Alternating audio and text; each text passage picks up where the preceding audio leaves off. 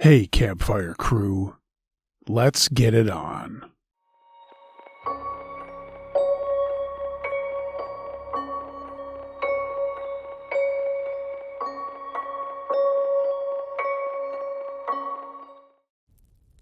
Hey gang, thanks for checking out this episode.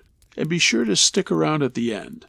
Playing a tune that was actually written and performed by one of the people who have graciously let me share their story. I won't tell you which story, but I'll tell you his name is Keller Hogan, and I dig this tune. Be sure to stick around and check it out.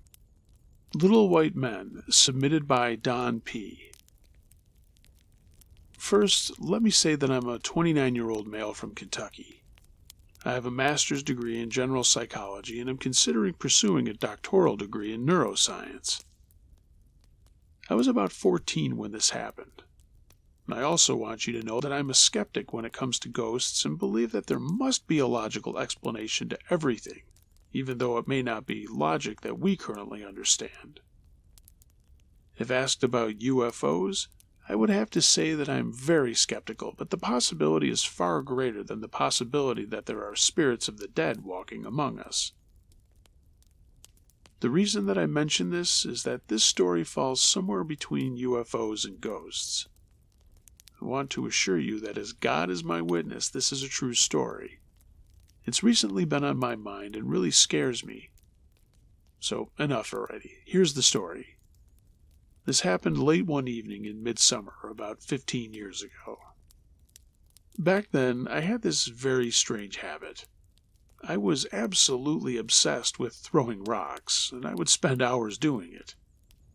I had one spot in particular where I spent much time engaged in my hobby, as there were many rocks there. The spot was located about 60 yards up the hill behind my house, and because the summer days were getting very hot here, and one was advised not to be out much in the day, I'd adopted the habit of waiting until the evening to go out and do it. It was a ritual that I had repeated many nights before, just about every night for the last month or so. I was a rough boy who was never afraid, and all the ghost stories in the world wouldn't have kept me from my love of stone throwing. So that night I was out there sitting in my usual spot, just throwing away. I'd been doing it for about an hour, and it was just beginning to get dark, twilight. I heard the front door open to my house and knew that my father was coming out to tell me that it was getting dark and to come in, so he could go to sleep without worrying about me. He came around the house and stopped at the bottom of the hill and then yelled, "Donald, Eric, come on in. It's getting dark and I want to go to bed."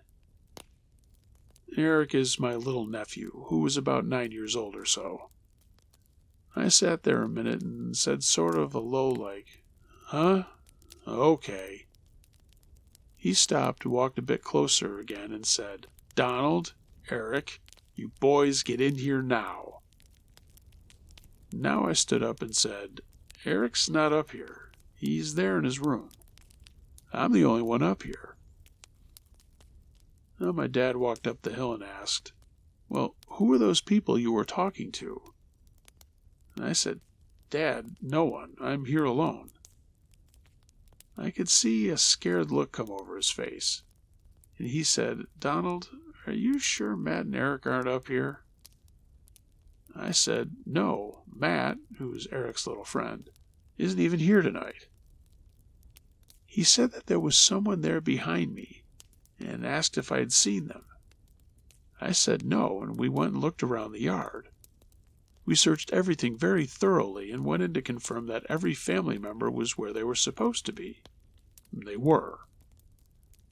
When my brother got up, who had got his pistol and went up the road to see that there were no strangers in the area, we further searched the yard. All the while, my poor father wasn't saying much. He was scared, and I'd never seen him frightened before.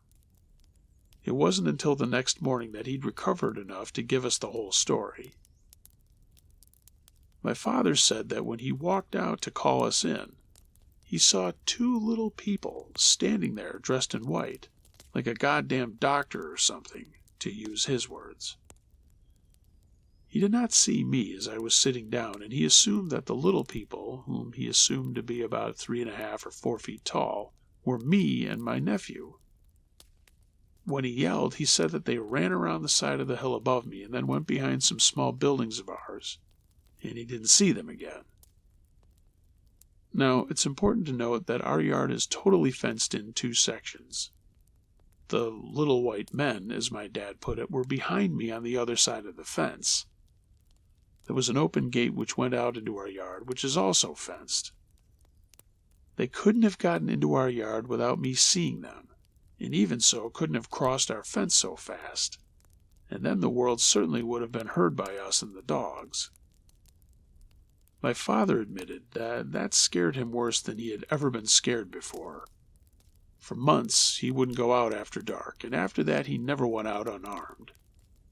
It wasn't until he used the phrase that they were standing there looking right down my shirt collar that it scared me some.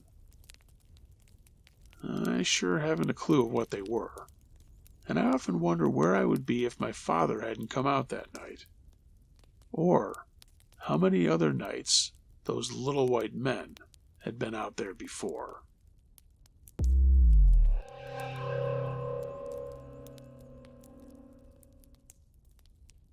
My Creepy Neighbor by DJ Porch Porcini.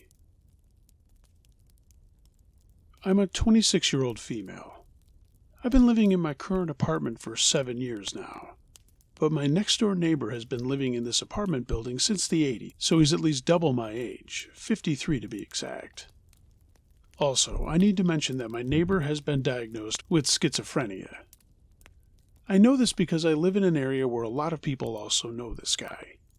He used to be an artist and a teacher at a university, but ever since he got diagnosed, he has been struggling with finding a new job, maintaining his social and private life too. I don't have any stigmas around mental disorders. In fact, I often feel quite empathetic towards people who suffer from schizophrenia or other mental illnesses, but he's overly an aggressive and short-tempered person. He's also very huge. I would say at least 2 meters tall and weighs probably over 100 kilograms. So there's a reason all of the other neighbors, including me, people who used to know him and befriend him, are now afraid of him and try not to agitate him, although sometimes it's a challenge. Since I've been living in my apartment, there have been multiple, and I don't even remember all of them, occasions where my next-door neighbor has tried to strike up some kind of conversation with me, mostly when he's in his manic state and soon to be hospitalized. Sometimes I don't see him for weeks, even months, but sometimes he is ringing my house multiple times a day, always asking for some kind of favor or just wanting to talk to me about random topics. The first time this happened was 5 or 6 years ago, about half a year after I started living in my apartment. The first time I talked to him was after me and my university friend at the time were both walking to my apartment after a night out. We were both quite tipsy, and as we approached the doors of my apartment building, we both had a little bit of a struggle unlocking the code to get inside, because the lock system is quite old and glitchy. Suddenly, we both heard a man's voice saying something to us from behind. "Hello, girls. What are you doing?" The voice was trying to sound friendly, although we both got startled by this guy approaching and getting super close to us. We both looked at each other and then at him, and I replied, "Oh, hello. We're trying to get inside the building, but the code and lock is glitching." He looked at me for about 10 seconds, looking me up and down while smirking. Mind you, I was 19 at the time. It made me feel quite uncomfortable. Then he asked, "Do you live here? Is your apartment number X?" I got really uncomfortable after he asked me that question, but I really didn't know how to react, so I just said yes. Then he smiled and asked, "Isn't your name so-and-so?" Which was my name. I looked at my friend and saw that she too felt really creeped out by these questions. We both stayed silent for a while, and then he said, "Okay, girls, I'll help you open the door." He helped us. We got inside the hallway, but it felt so unsettling because he literally saw us go into my apartment while unlocking his door and going inside his. Some time went by, I'd say maybe 2 months, and nothing happened. Then, one weekday morning, I woke up at around 6 a.m. in my apartment because my doorbell was ringing. I was living there alone at the time, and since I didn't have a peephole on my door, I felt quite paranoid and scared to let anyone know I was home, unless I was expecting someone to come over. I always pretended I wasn't home, and I don't do that anymore, though. The ringing stopped after a while. Since I felt quite scared and confused why someone would be ringing my doorbell that early in the morning, I decided to wake up and get ready for the day. I had to leave my house at 11 a.m., so I had a few morning hours for myself and to study. Around 9 a.m., my doorbell rang again, and again I pretended I wasn't home. But now I had a feeling that the person who was ringing my doorbell was somebody from my apartment building, because otherwise why would somebody wait 3 hours to ring my doorbell again? I felt super creeped out and tried to be as quiet as possible. At 11 a.m., I had to leave my apartment, so I tried to exit as quietly as possible. As I started to lock my apartment door, I heard my neighbor's door unlock and him step out into the hallway and said, "Hello there. I've been trying to reach you the whole morning. Why didn't you answer? I knew you were at home." I started to panic, but I didn't want him to notice. So I just responded, "Hello. I was sleeping. I probably didn't hear the doorbell ringing." He didn't seem to believe my answer and continued, "I've been trying to reach you all morning because we have a lot of things to discuss. We don't have much time, but because of me handling everything, all is under control for now. You need to look what I've left under your entrance rug." He was mumbling a bunch of nonsense, and I realized the guy wasn't right in his mind. Maybe he was having a manic episode or something, because he was talking about obscure things that he needed to take care of, but I really didn't understand any of it. He asked me once more to look under my entrance door rug, so I looked. Underneath it was a trowel or spatula that was broken in half. I was so confused, but he kept going on about how I needed to help him and hide it somewhere, because he'd done something with it that he couldn't further elaborate to me. At that point, I was so scared I just ran out of the apartment building without replying to him or looking back. I heard him running after me for a while, but then he stopped. In the evening, I was super scared to go home, but I really didn't have a choice, so I went. Not even a few hours went by when my doorbell was ringing again. This time I answered, "Who's there?" without opening my doors. My neighbor answered, "Hi, I just wanted to apologize about what I said earlier today. I just have so many things to tell you." He went on mumbling more nonsense. He said that he was currently playing a real-life simulation game called Quest, that I played a part in that game, and that there was something hidden in the garden hose outside our apartment. He wouldn't tell me what it was, and that I needed to come outside with him and check it out for myself. Obviously I refused and instantly called my dad, because he lives just a few blocks away from me, and I asked him to please come over and help me talk some sense to my neighbor and ask him to leave me alone. The worst thing is that my dad came over and had a talk with my neighbor and thought the guy was completely sane and said I was overreacting. Maybe the guy tried to be nice and polite to my dad, I don't know, but it left me feeling unsettled. The next day I was informed that my neighbor demolished our hallway and some of the mailboxes attached to the wall by the entrance.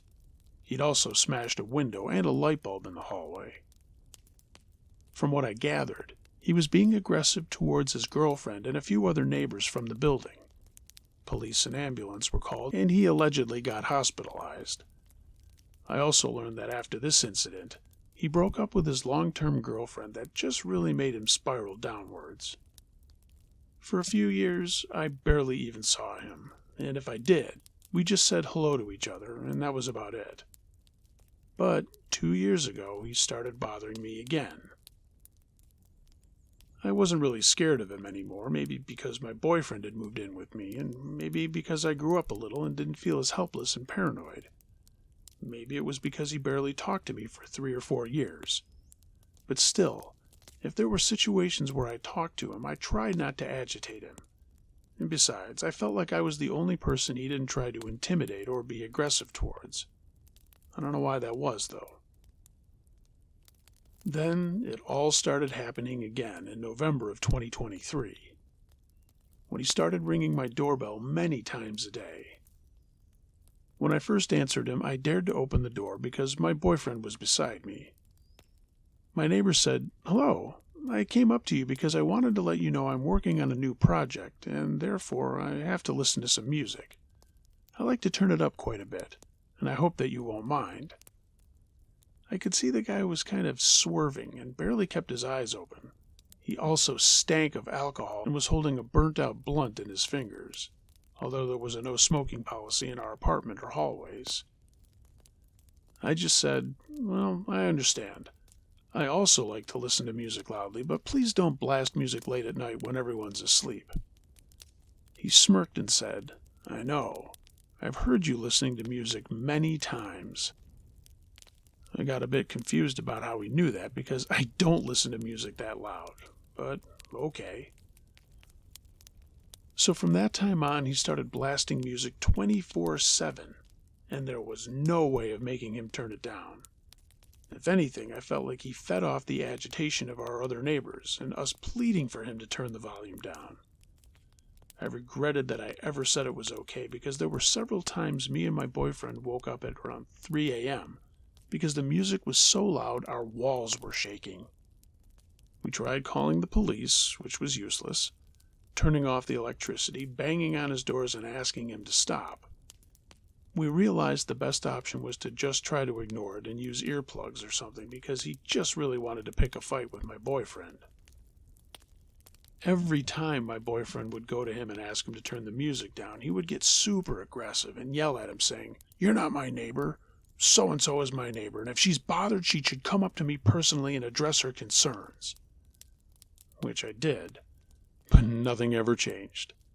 This went on till at least the end of January 2024. At the same time, there were several times when I was smoking in the garden of our apartment building. Many times he would notice me through his window and then come outside to talk to me, ask me personal questions, and compliment me on my looks and talk about his projects.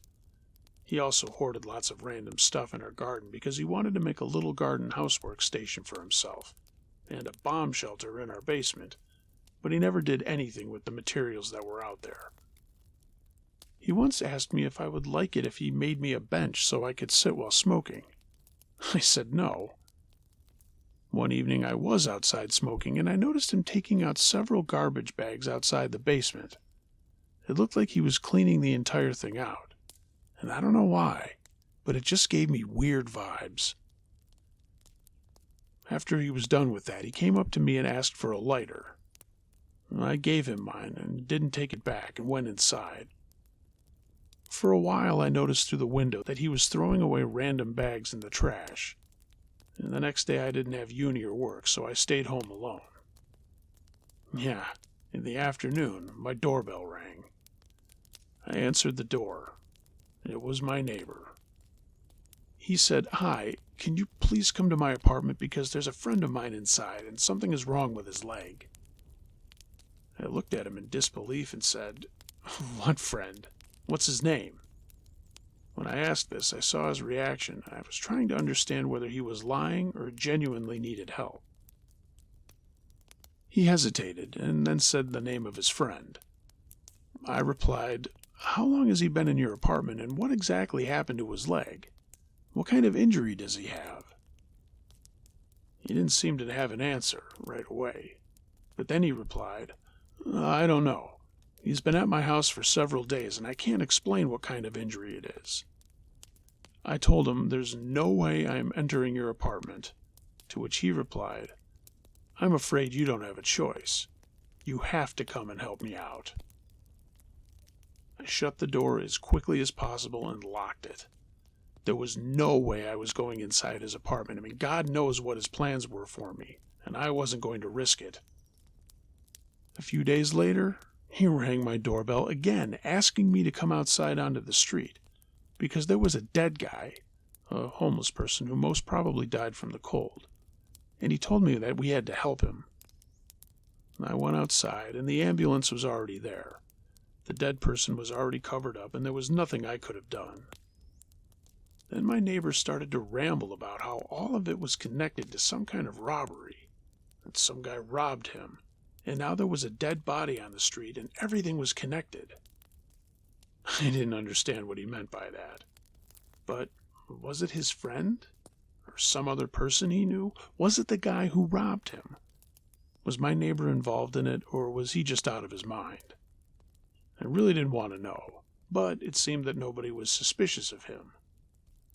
I genuinely didn't and still don't know what to believe, because I feel like this guy would truly be capable of murdering someone, in my opinion. He recently made spiked brass knuckles that he used against a policeman, and he would often visit nearby dive bars with a knife in his pocket, threatening to stab people. Well, there are countless more situations I've had to endure with this guy, but I feel like the story is already getting too long. Thanks for listening.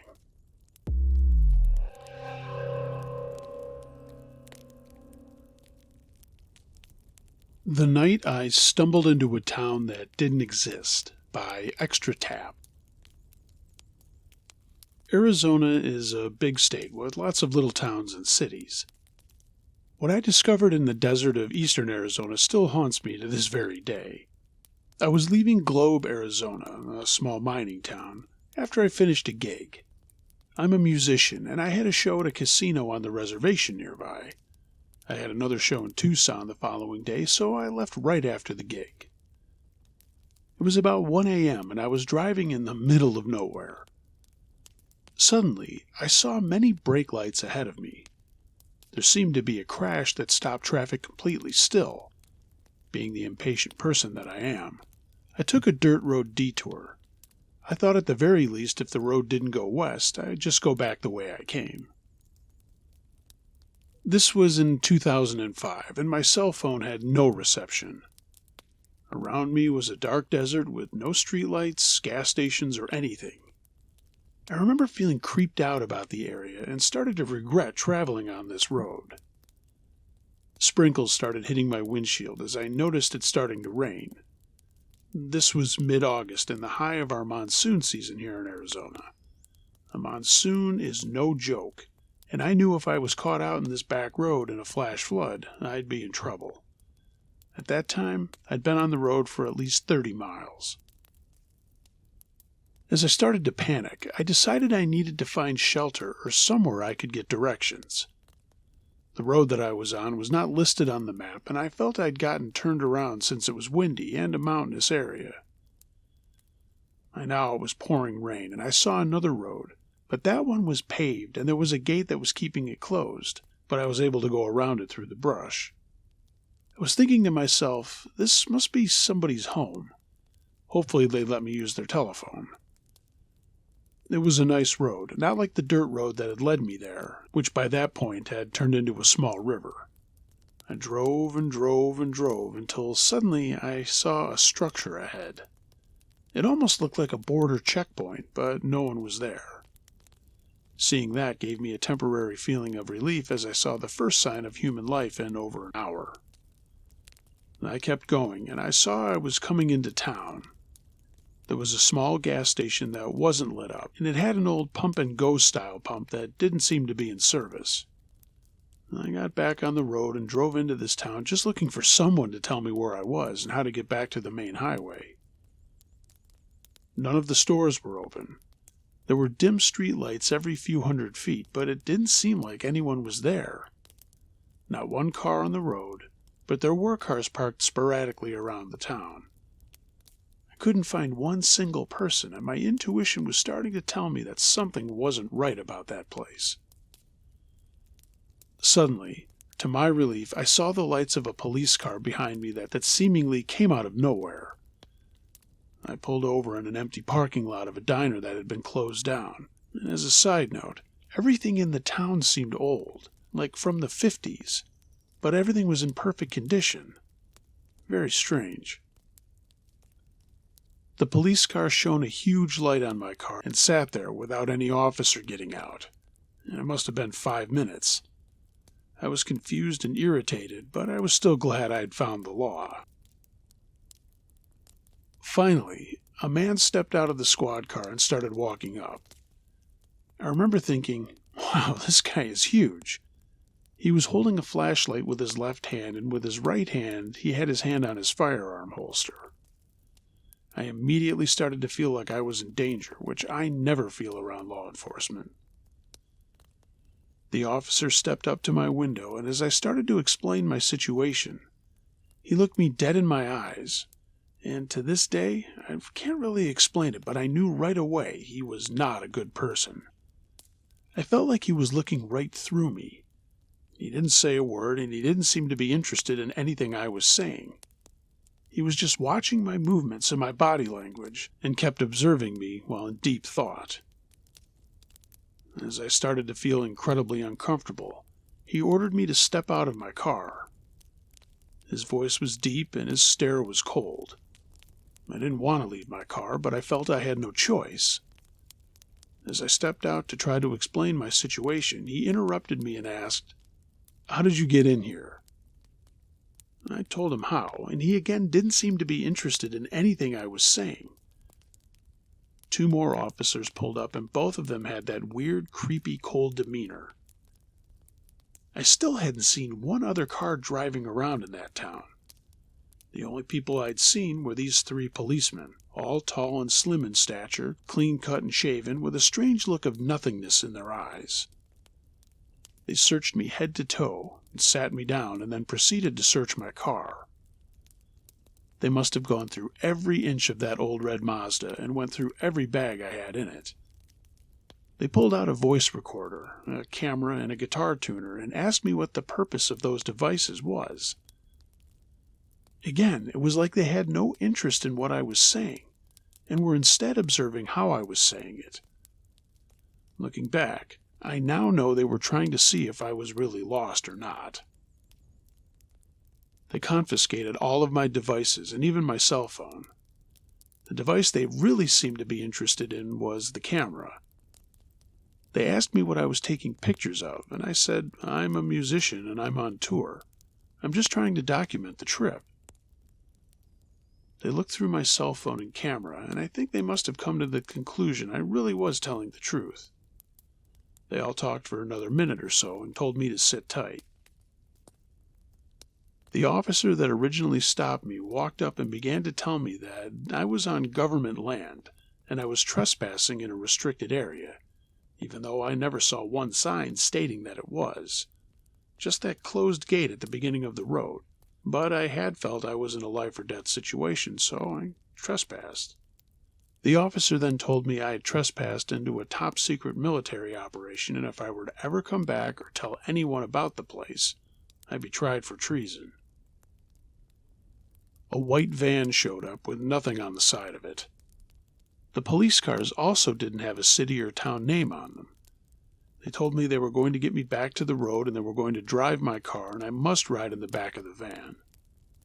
It had a plastic bench going down the side of it and a divider separating the middle, making it to 2 compartments. They forced me in and I felt incredibly claustrophobic. I'm not sure how long I was in the back of that van, but it felt like 3 hours, and it was the scariest 3 hours of my life. When they finally let me out, it was starting to be light outside. I got in my car, which was completely filled up with gas, and I went on my way. My cell phone was in the cup holder, but not my camera or voice recorder, and they also kept my tuner for some strange reason. I wasn't anywhere near where I'd turned off the highway. They had let me out in a small town named Lordsburg, New Mexico. Yeah, they took me all the way to another state. I've told very few people about this incident, and I never went to the public, and nor do I want to. These guys were the scariest guys I've ever come in contact with, still to this day, and I'm now 54 years old. I'm posting this to see what people think I stumbled across, because to this day it still baffles me. I was in eastern Arizona, about 30 miles west of the globe. Yeah, I know New Mexico is east of globe. I don't know why they drove me in that direction.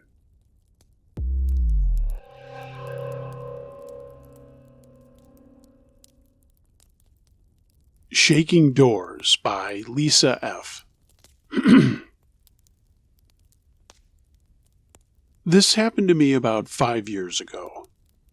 My friend's dad and his girlfriend and her daughter had gone to the casino on this night, so she invited me over and we watched movies and ate pizza. We got tired kind of early, so we decided to go to bed. This was around 10:30. Her bedroom was up at the back of the house, and she left the kitchen and meal area lights on, so the hall was lit up. I woke around 11-ish as the dog was barking loudly out the back. I sat there quietly for a while listening to what he was barking at, and not long after I heard a deep voice yell, "Shut up!" to her dog. I looked at my friend to see if she had heard it, but she was asleep. The dog didn't bark again, and I went back to sleep, be it cautiously. Around 11:30, my friend got up to get a drink, and I had woken up when I heard her get up. When she got back, she mentioned how quiet her dog was, and I said that a while earlier I had heard someone tell her dog to shut up. She said that the dogs were never usually this quiet, and while we were sitting there talking, we heard the meal area security door start shaking. We looked at each other, and I jumped onto the bed with her. The door kept shaking. After a few minutes, it stopped, and we thought someone was out in the back. I told her to turn the kitchen lights off, as her kitchen and meal area didn't have any curtains, and someone could have been watching her when she had gotten her drink. She ran off to the kitchen and turned the lights off, and I stood in the doorway waiting for her. We both stood there, trying to look around the corner at that meal area door. We didn't see anyone there. And while we were staring at it, everything went quiet. But then the laundry door started shaking, closer to where we were standing. We nearly shit ourselves and started panicking. She said that we should call her dad, but the phone was in her dad's bedroom and her mobile was in the lounge room. We began to walk around to the front of the house, and meanwhile the meal area door started shaking again. We got to the lounge room, and she got her mobile and rang her dad. But her phone kept cutting out, so she got the phone from her dad's room and called him back. She told him what was happening, and he told her to ring the police. Afraid to hang up on him, she rang the police on her mobile and was on the phone with both of them at the same time. The police came out in about 20 minutes or so, but in the meantime we just sat in the lounge room in the corner, still on the phone with her father, who was also on his way home. By that time, the doors had stopped shaking. When the police arrived, we dashed out to the front and told them what we had heard. They went all around her backyard, and they opened her gate, and the dog came bolting out and then started barking. He was running around and wouldn't sit still. The police came back and said that they didn't find any footprints in the garden, and there was no sign of anyone being out there. Then my friend's dad and his girlfriend and daughter arrived and tried to calm us down. The police, they left, as they found nothing. When we went to bed, my friend told me that her mother's ashes were in the lounge room in an urn, and she thinks that's what protected us. Words can't explain how frightened I was, and that is the scariest thing that's ever happened to me.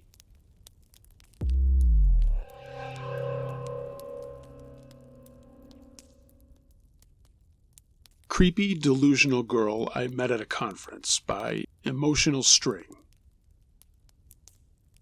This story happened almost a decade ago, but it still creeps me out whenever I think about it. It's a little long, so brace yourselves. I usually write horror fiction, but this time I want to share one of my creepiest experiences.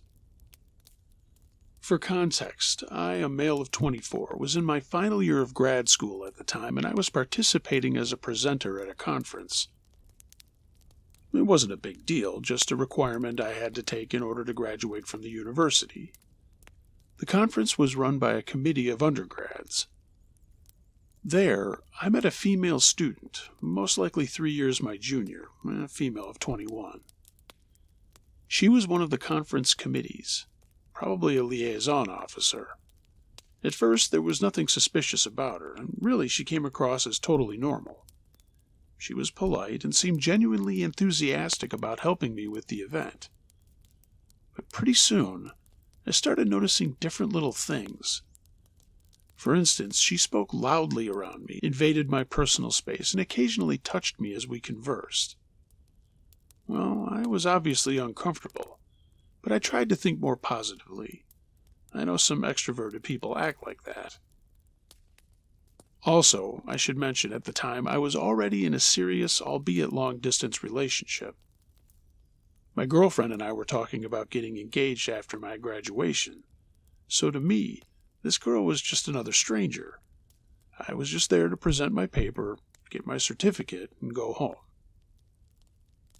So, when the conference ended, I assumed that was the last I'd see of this woman.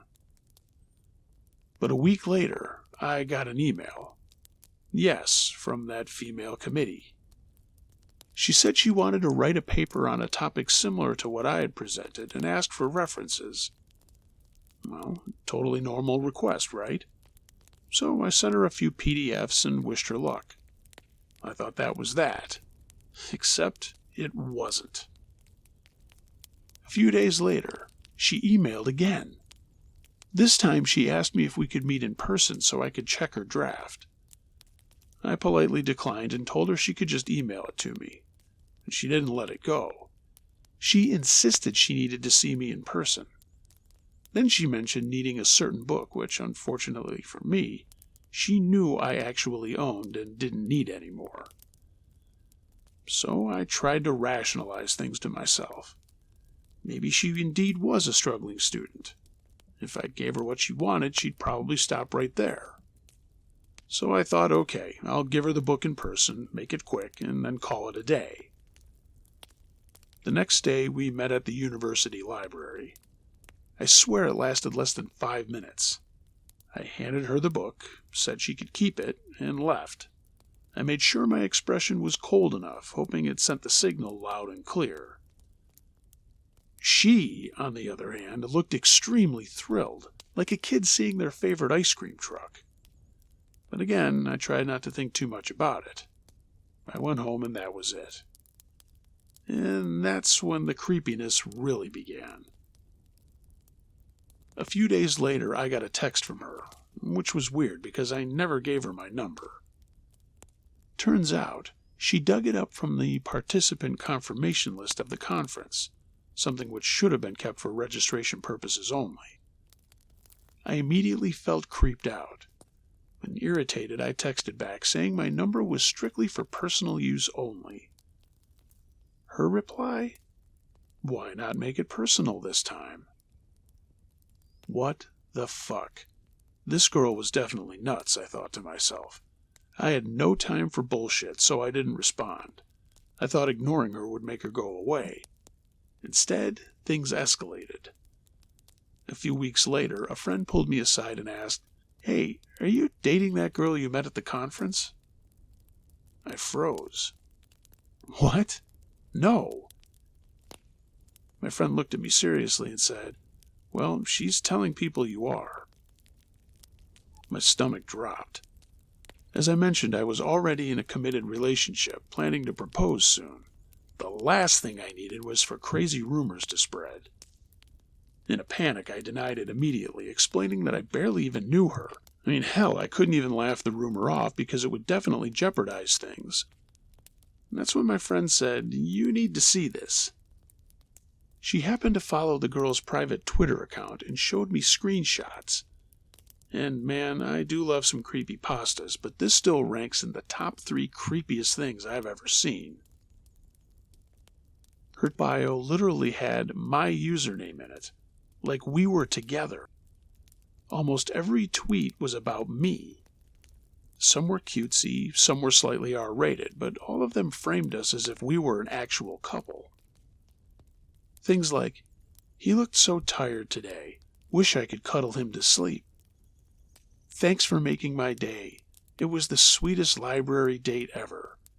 And, "He acts cold, but I love it when he plays it cool."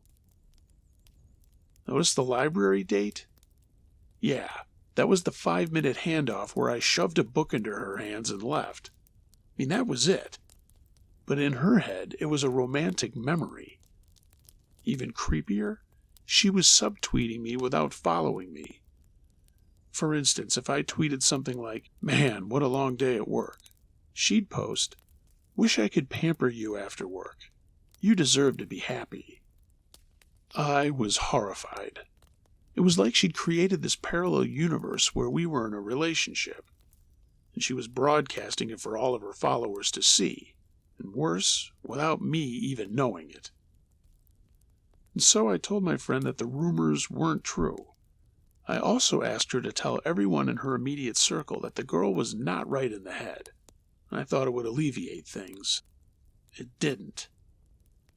The following week, my friend showed me more screenshots from her account. This time, her tone had shifted completely from lovey-dovey into rage. She was tweeting about me ghosting her and calling me ungrateful, acting like I'd betrayed her. And then came a tweet that made me go cold. "He has a girlfriend? Won't believe it until I see her. But if I ever see her, I'll make that person regret stealing him from me." That was the moment my fear turned real. Before then, it was disturbing but harmless, only like watching someone hallucinate. But threatening my girlfriend? That's where I drew the line. I searched her name on the web and blocked all her social media, going into full paranoia mode. I told my close friends what was happening in case she tried to rope them into her narrative. Luckily, my girlfriend believed me when she saw the tweets and the pictures of the girl. She could immediately tell that it wasn't someone I would ever be interested in. Thankfully, soon after I graduated and had a chance to move away from the city where my university was. I was living hours away, and my girlfriend, now my wife, was with me. But the idea that she had even thought of targeting her made me shudder. Years later, that same friend who spilled the tea said she had done the same thing again to another guy in her cohort. The pattern was the same. She would spread rumors, reframe innocent encounters as romantic dates, and post about him obsessively. Well, the scariest part wasn't just her obsession. It was how easily people around her target could believe it. If my girlfriend had seen her tweets before hearing my side, and if colleagues had believed the rumors first, it could have wrecked my life. So, to the girl from the conference, let's never meet again. Ever.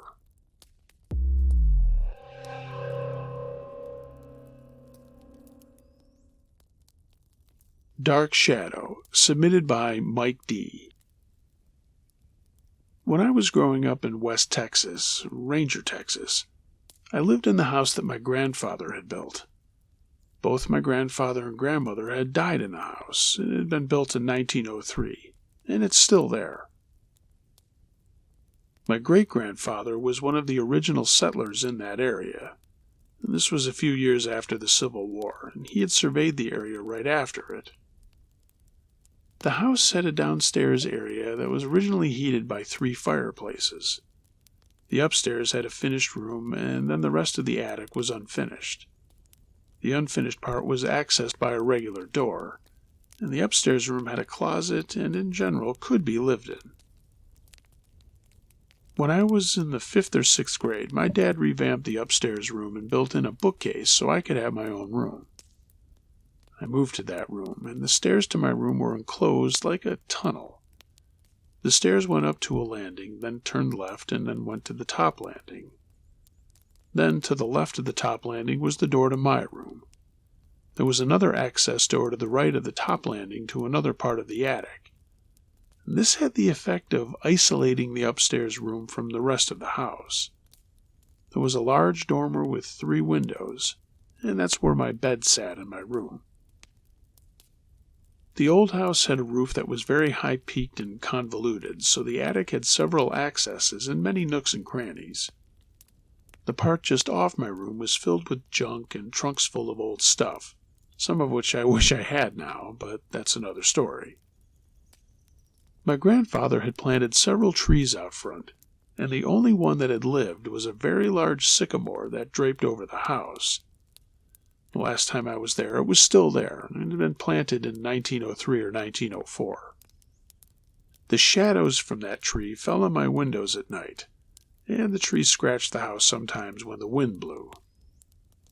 My father had lived in the house his entire life, and when he got married, my grandmother was dead and my grandfather died soon after that. Then soon after that, I came along. The only extraordinary thing that happened was that at night and sometimes in the daytime, the stairs would creak and pop like someone was coming down them, and then the floor in the living room would creak like someone was walking across the floor. The house was a pier and beam foundation. We always attributed that to the house cooling off or whatever. Sometimes a rocking chair in the living room would slightly rock. We always attributed that to air currents. My aunt ended up with that chair. While visiting her one time, I idly rocked it with my hand while it was empty. She became very disturbed and explained that it was very bad luck to rock an empty chair. She didn't expound on that. Anyway, my room was never really dark as there was a street light on the corner that came through the windows. The door that went to the other part of the attic had a glass panel with white curtains on it. There was a window in that part of the attic, and the light from a street light on the other corner would shine through that window.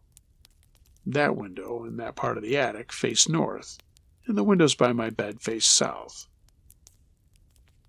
In January or February of my 8th grade year, my father was transferred to Athens, Texas. He went to live in a motel, and we stayed until school was out. That's when some things started happening. Before, the noises of the house didn't wake me up or cause me any concern. I started waking up in the night for no real reason at all, and usually there would be a smoky vapor in the air, not uniform like fog, but wispy like cirrus clouds. I could see it in the light that it came through the window that faced north, and that began to spook me a little. Then, one night, I woke up in the middle of the night, and there was a shadow on the curtains on the door to the attic, like someone was standing on the other side of the door and the light was at their back. It was the shadow of a person. I turned on the lights and checked out the attic with my flashlight, and I found nothing which I could attribute to that shadow. So I turned off the lights, and the shadow wasn't there, just a clear panel of light on the curtains. That happened several more times, and after that I started sleeping with a gun. Yeah, this was West Texas in the late 1940s. One night, I let the thing, whatever it was, have at it with an old .38 pistol. 3 shots right through the door.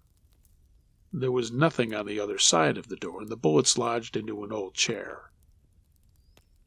The other thing that made the hair on my neck stand on end was that my mother and sister didn't even wake up with all that noise. I got a lot of kidding from my friends and a chewing out by my folks. But after that, until we moved, I slept on a cot downstairs in the living room.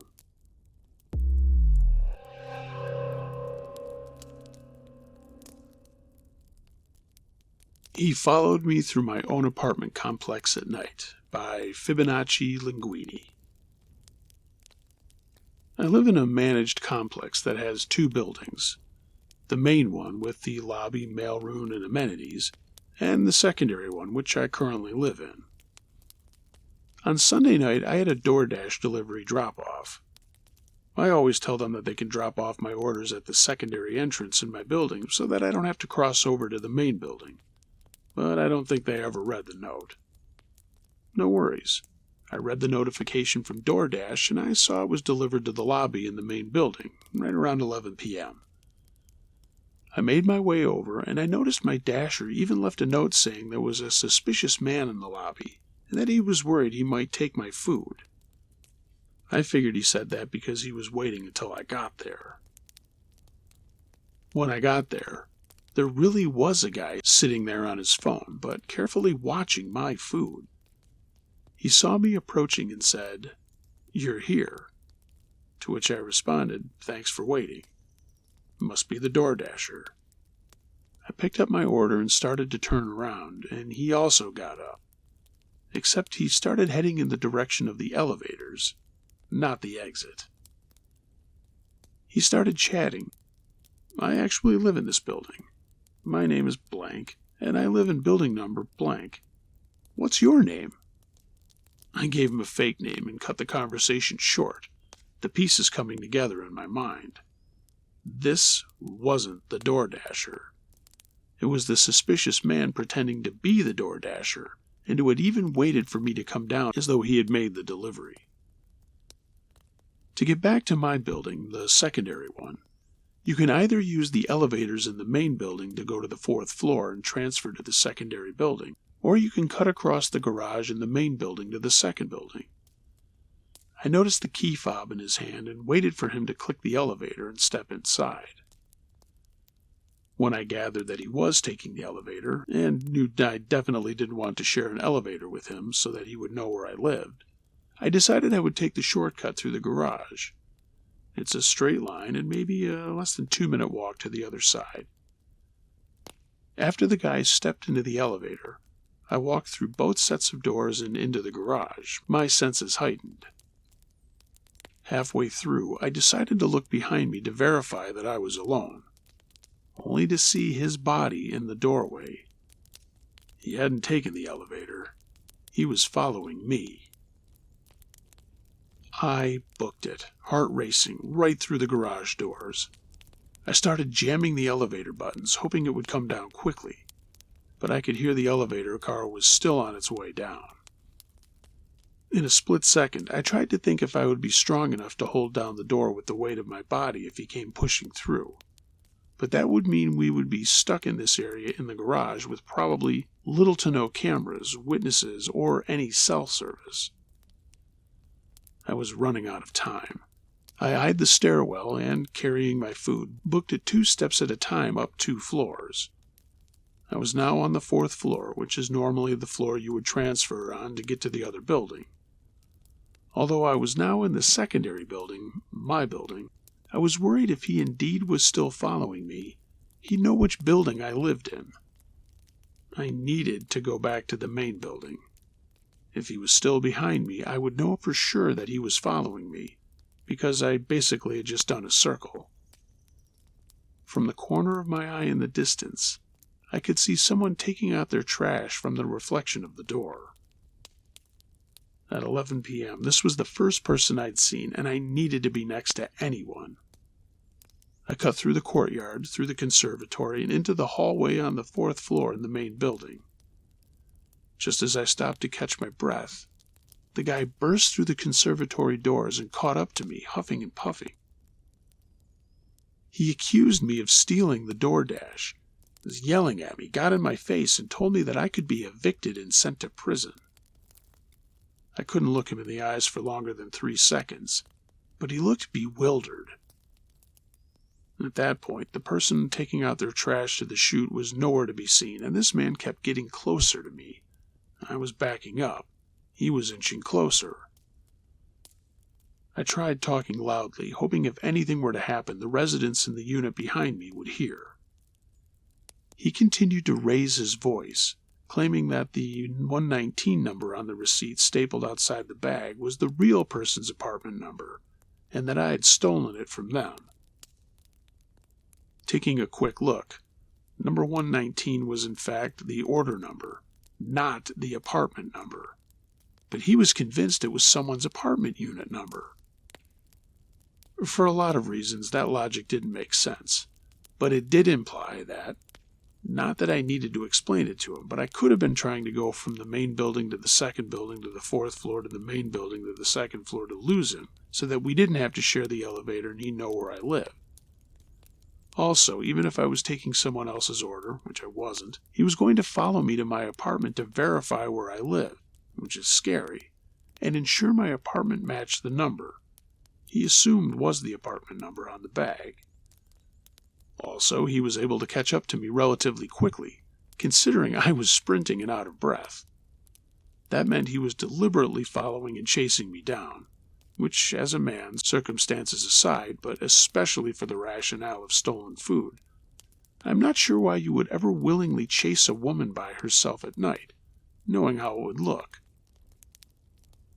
He was also studying my order and receipt because you had to be in close proximity to the receipt to see that the fading ink read 119. And lastly, it was never about the order, because why did he pretend to go on the elevator in the beginning, only to then turn around and chase me across 2 buildings for an order he didn't even know what apartment number I was going into? And it definitely dawned on him that up until that point, we were the only people around. As I was standing there, him inching nearer me and poking the receipt, I thought I heard someone coming through the hallway in the distance. He clicked the elevator button, continued his threats, and I didn't even wait for him to finish getting on the elevator. I sprinted back through the conservatory, through the courtyard, and back to my building, taking the elevator up to my floor. I got to my apartment, feeling paralyzed but shaking from what I thought was the end that night. I was so terrified that my breathing got labored and raspy. I don't even have asthma, but I could barely catch my breath for minutes, grasping onto anything I could so that I could feel grounded and not choke from the lack of air. I'll never forget the moment I looked back in that garage and saw his body in the doorframe. I wrote a long, detailed email to my management with screenshots from the DoorDash and exact accounts and locations of where everything happened so that they could corroborate my account with their camera footage. It's now been 4 days, and I've been awoken every morning by my heart racing, hot flashes, and paranoia with every drop of a sound. This is a new kind of anxiety I've never felt before, and my days are clouded with fear of bumping into this guy in common spaces, how to plan my days with the highest likelihood of avoiding him, and how to strategically order and pick up my mail where I know I won't have to see him. I don't know if these extreme symptoms, especially the heart racing, are normal after this experience, considering I know a lot of women have had more frightening, violent encounters with strangers that involve more than what happened to me that night. But it has been consuming me for the past few days, and I feel unsafe in my own building. The next morning, my management and maintenance, 2 men, came knocking on my door. Of course, I was already frazzled from the events of the night before, and although I opened the door, they could see I was visibly shaking. They came to apologize about the events, saying they had seen the footage and that it was scary. I needed to file a police report immediately. The property manager was kind, saying he would sit and call the police with me so that I wouldn't have to do it alone. I asked if they knew this resident and if they were aware. He said they knew who he was and that this wasn't the first time he had been reported for bothering a resident. My stomach sank. I quickly got ready and met the property manager downstairs, outside our building, but away from my area as my property manager is known to see this guy hanging out, and we made the call together. After I gave my account, the property manager chimed in with his accounts of what happened. I was the 4th or 5th female that this guy had harassed. He had harassed women in the complex before, but never followed them at night. The property manager had managed multiple properties before, but he had never seen a resident following another resident like that. The guy usually found a woman by herself and kind of honed in on them. He didn't approach men, and he didn't approach women when they were with men. The people who live on his floor have complained numerous times that he harasses them, making it bothersome for them. He had been arrested before for harassing a woman, and he'd been sent to the hospital before of his mental health issues. He was most recently booked and released just 2 weeks ago, and management wasn't aware that he was back. The responder on the other line noted that this was quite severe, so they sent an officer to the scene to collect an official report. By that point, as we were talking, I learned the resident's full name, birthday, unit number that he lived in, when he moved in. It was been less than half a year, so assuming he had a 12-month lease, he still had a ways to go. The officer asked if I could remember if he had a tool or a weapon in his hands, but I said I couldn't remember, not that I knew. I said there was camera footage, so couldn't we check and see if he did? But the officer said if I couldn't remember, and it turns out the perp did in fact have a weapon, I couldn't go back on my word and say there was a weapon. I felt threatened. I was stunned. I told the officer, but there's evidence of him following me, a woman, alone, as well as threatening me across 2 buildings, one of which he had no business being in at 11 o'clock at night. The officer asked if the guy used words like, "I will kill you" or "I will shoot you." I said no, but he was still threatening me. The officer said, "Unfortunately, that qualifies as being a nuisance. But being a nuisance isn't against the law or grounds for arrest." My heart dropped. On top of that, my property manager said they'd been trying to evict him, but there wasn't enough evidence, and eviction is a long process. There was nothing they could do. The officer gave me his card with my case number, informing me that I should call him if this guy ever approached me again or if I felt unsafe. I went back to my apartment, stunned and trying to figure out next steps. I decided not to leave my apartment again out of safety, but ordered additional self-defense items, including an apartment doorbell camera.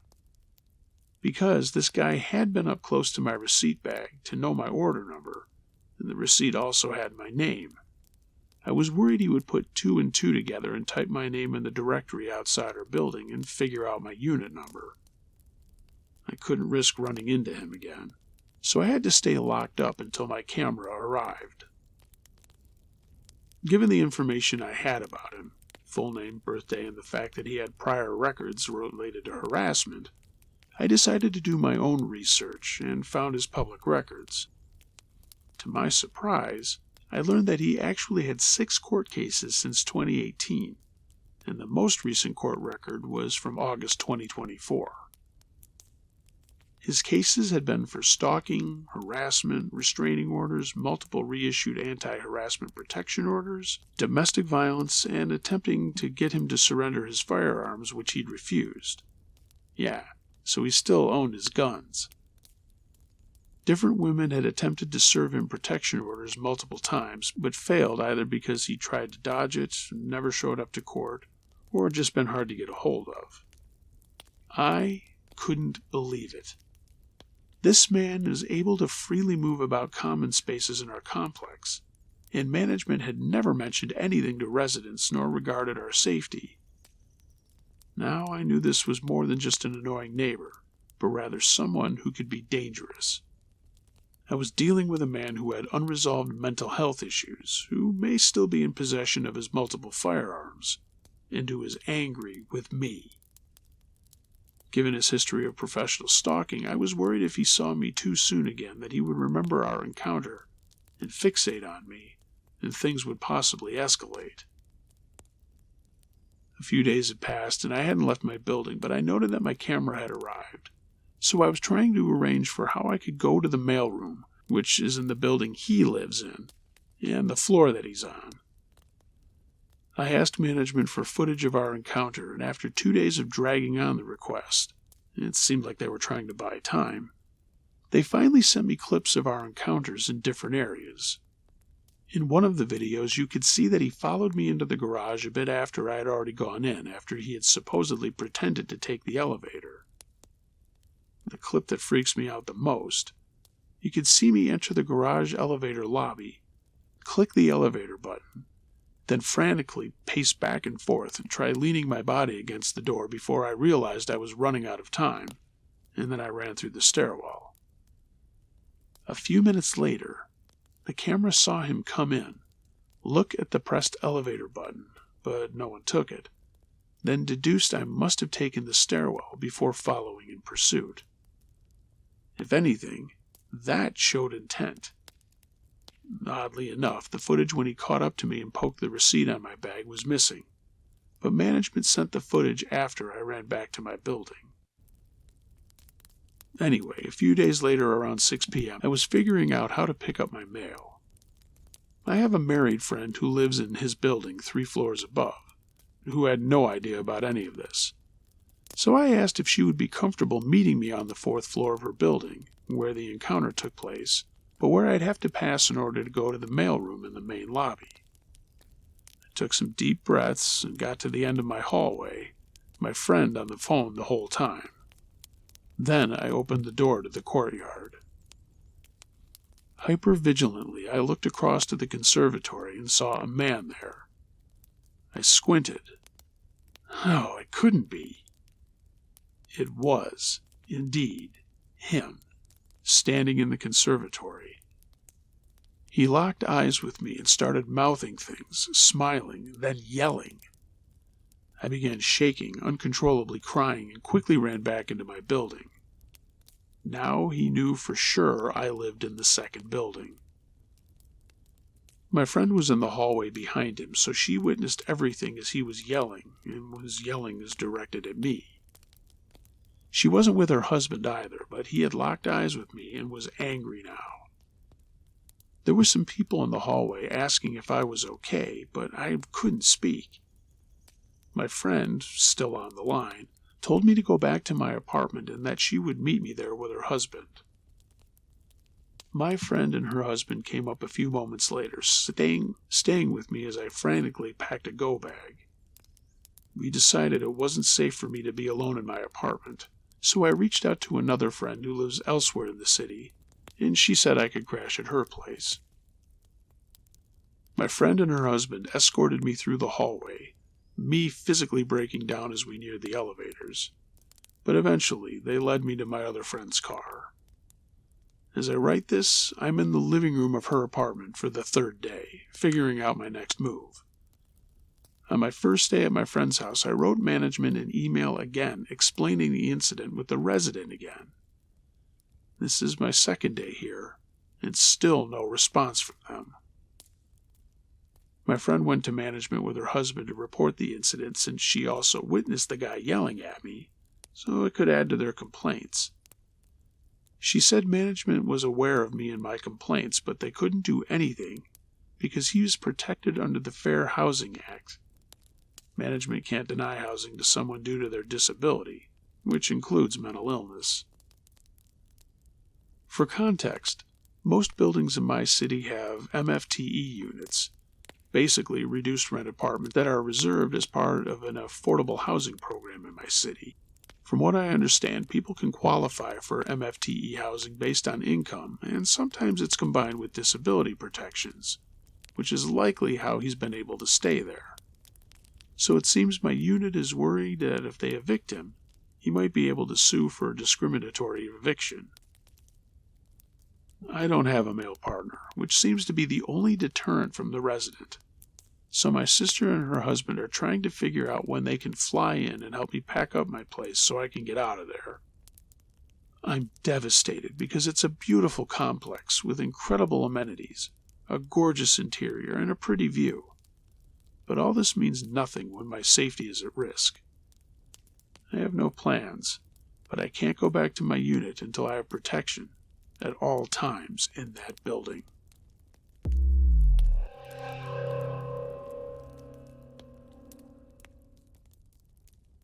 Late Night Pit Stop by Sloan. Almost always at family gatherings like holiday meals, stories end up being told around the table, and this is one that is frequently requested of our uncle, as it never fails to get a shudder from all of us. My uncle works in law enforcement and used to work late nights, frequently patrolling the rural towns in the countryside of Cumberland County. One winter night, around 3 a.m., he and another officer riding with him decided to make a pit stop. Because of the late hours and lots of coffee, the officer riding with my uncle decided he needed to make a restroom stop. But with no restroom to be had, they decided to just pull over to the side on a lonely country road so he could do his business in dark seclusion. Usually at this point in the story, my uncle gets some disapproving looks and groans from those of us around the table. After finishing up and preparing to leave, my uncle's partner looked up, glancing up the steep ditch bank slightly above him, to see a woman in a white nightgown a short distance away just looking at him.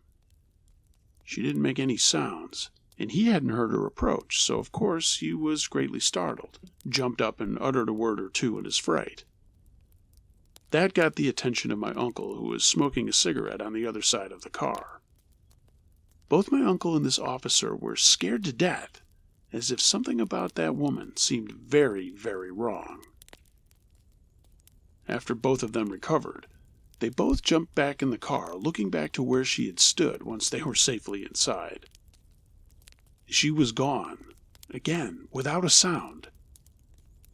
Obviously concerned and a little shaken, they looked around for any sign of her as they squinted through the darkness. Out across the field on the other side of the ditch, my uncle could just barely make out her distant form in the white nightgown, moving towards a farmhouse some distance away. There were no lights on in the house, and it looked to be abandoned and falling apart. Considering the distance and the few seconds it took for the two men to enter the car, they realized there was no way that she could have made it all the way across that large field in that amount of time. Suddenly getting a chill up his spine, my uncle shuddered and quickly pulled away from the ditch and got back onto the road. And that's usually where the story ends, always followed by questions from several of us about what she looked like. He said she had dark hair down past her shoulders and was wearing this long white nightgown. He said she didn't have any shoes on and didn't move or make a sound during the time that she was near them on that ditch embankment. He said they realized as they were driving away that night what it was about her that had seemed very wrong, though neither of them realized it at first. Well, she had no eyes, just dark holes staring bleakly at them through the dark. And, for some reason, this makes me shudder worst of all. Even though it was the middle of winter and below freezing that night, and even though she was just a short distance away, they couldn't see her breath. My uncle and his partner both had clouds of white breath fogging out as they breathed, but this woman had no breath at all. They have no idea who she was, but I've always wondered about her story. Maybe she was just checking to see if they meant harm or not, returning to her house once she realized why they had stopped that night.